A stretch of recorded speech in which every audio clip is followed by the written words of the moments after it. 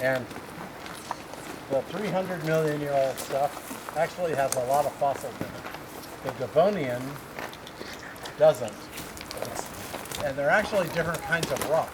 You know, they're both deposited in a very, very similar environment in an ocean. This stuff down here is called dolomite, and that stuff up there is called limestone.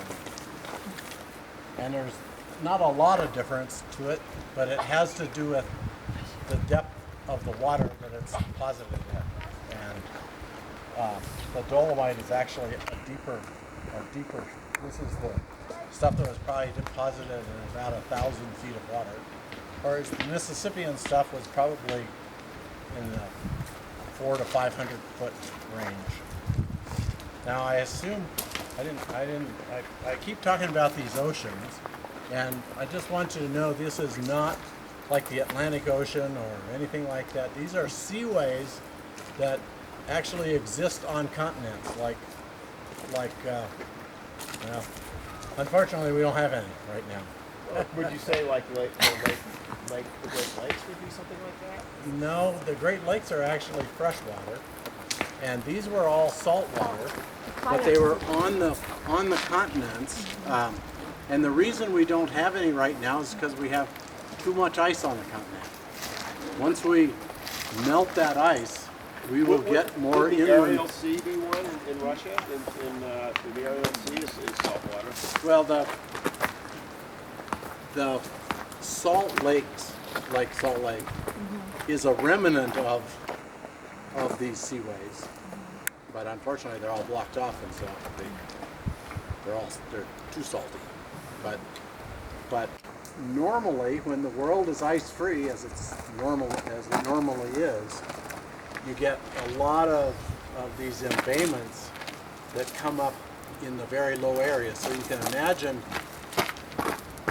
if the world was ice-free right now, we'd actually have 200 feet more water than we have. So we'd raise sea level 200 feet. You can imagine what it will inundate, right? It goes up the Mississippi quite a ways, and of course covers up that state of Florida, and basically the entire east coast until you get to the steps, yeah, which is Atlanta, right? Atlanta's 1,000 feet up. 1,000 feet up. But make it would be the coast. Yeah. We have a new beach line in Atlanta. Yeah, and that's what it's normally, that's normal. So all of these inland oceans, especially in this area, in this region of North America,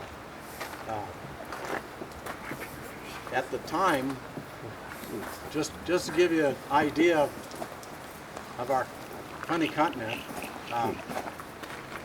the normal before,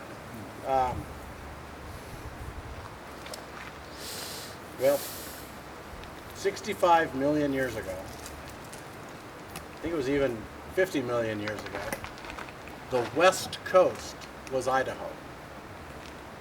So the states of Washington and Oregon did not exist.